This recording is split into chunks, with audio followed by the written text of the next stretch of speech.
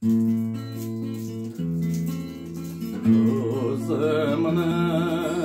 қарасы, көңілімнің санасы, бітпеді іштегі қашақтық жарасы.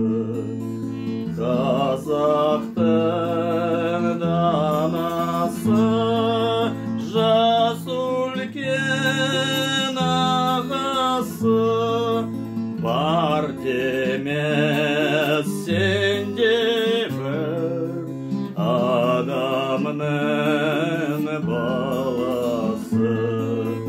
Жылайын, жырлайын, ағызып көз майын, айтуға келгенде қалқамас сөз дайын.